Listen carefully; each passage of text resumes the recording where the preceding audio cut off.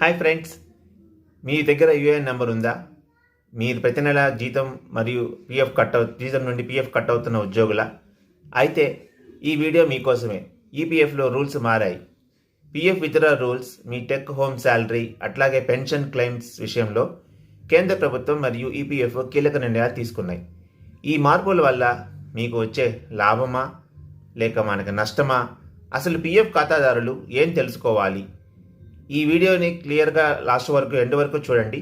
నేను కంపల్సరీగా ఎక్స్ప్లెయిన్ చేస్తాను.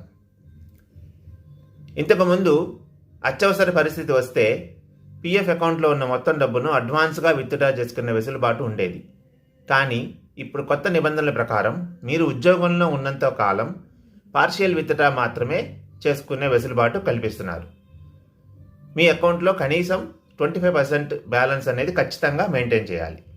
అంటే మొత్తం పిఎఫ్ ఖాతాలో ఉన్న సొమ్ములో 75% వరకు మాత్రమే మీరు విత్డ్రా చేయగలరు. మిగిలిన 25% అనేది అలాగే ఉండి మీ రిటైర్మెంట్ ఫండ్ను కాపాడుతాయి మరియు దానిపై వడ్డీ కూడా వస్తూనే ఉంటుంది.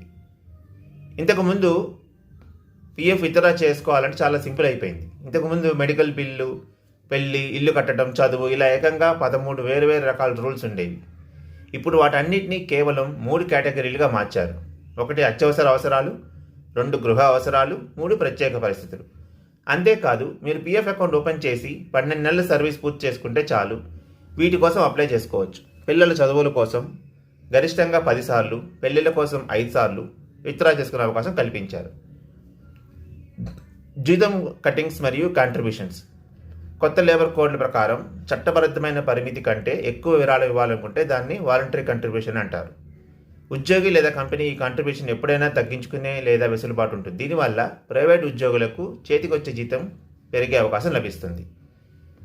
చివరగా, మీ పెన్షన్ లేదా పిఎఫ్ క్లెయిమ్ దరఖాస్తు పూర్తిగా ఉంటే అధికారులు 20 రోజుల్లోపు ప్రాసెస్ పూర్తి చేయాలి. అనవసరంగా లేట్ చేస్తే సంబంధిత అధికారిపై చర్యలతో పాటు పెనాల్టీలు కూడా ఉంటాయి. చూశారుగా ఫ్రెండ్స్, ఇవి ఈపీఎఫ్ఓ తెచ్చిన కొత్త మార్పులు. మీ పిఎఫ్ అకౌంట్లోని యూఏఎన్కి ఆధార్ మరియు పాన్ బ్యాంకు వివరాలు లింక్ అయ్యాయో లేదో ఒకసారి చెక్ చేసుకోండి. ఈ ఇన్ఫర్మేషన్ మీకు నచ్చితే మీ ఫ్రెండ్స్ మరియు సహోద్యోగులకు షేర్ చేయడం మర్చిపోకండి. ఛానల్ని సబ్స్క్రైబ్ చేసుకోండి. Thank you.